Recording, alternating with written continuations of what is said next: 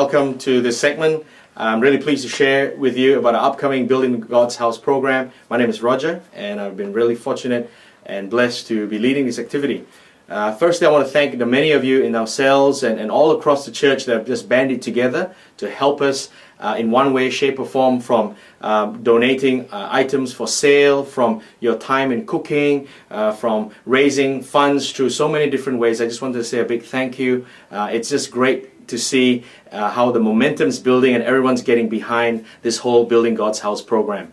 So I really, firstly, I really want to thank you from the bottom of my heart. I also want to say, as a team, we've got a really good opportunity to work together, and I've gotten to work with the likes of John and Mike and Angelina and Raymond, and it's a cross-generation activity that all of us are coming together to work towards building God's house. So I just want to continue to inspire you as we start this series on expecting God to move in wonderful ways and being generous in our spirits and catching the big vision for God's kingdom and how we can impact all of that in our small little ways, little steps that go towards a long way towards eternity. And I guess that's the real heartbeat. And many people ask me, aren't you busy enough? And why did you volunteer for this program? Well, personally, I saw a need and I thought, hey, here's some way I can help. And if that's my gifting,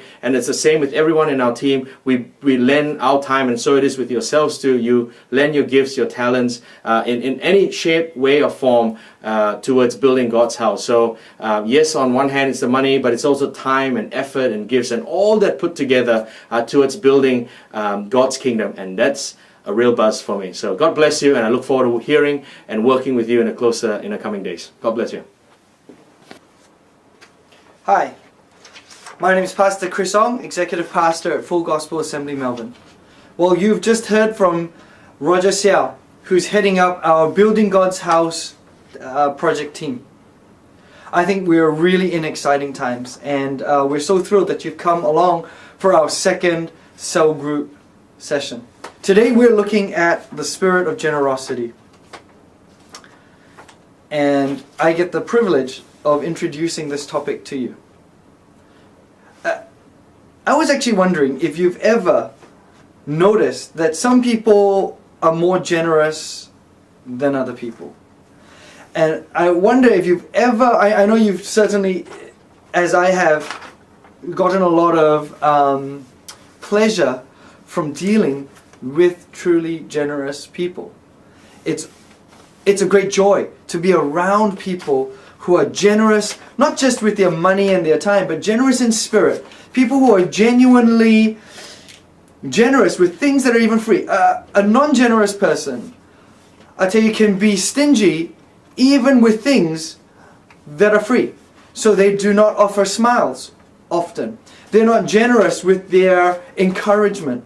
They're not generous with hugs or affirmation. Instead, you can meet a person who, I guess the opposite of generous, you can meet a person who's the opposite of that, and they have, I guess the word is a grabbing or a self-interested disposition. Now today we want to talk about what goes on behind a generous spirit. What makes a generous person actually generous? And today we actually have, the Bible actually has a real key for that. We look at the heart of David, the great king, probably one of the greatest kings that Israel had at the height of his kingship.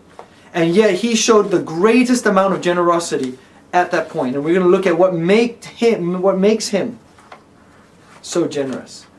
You're going to hear that humility is the key to generosity.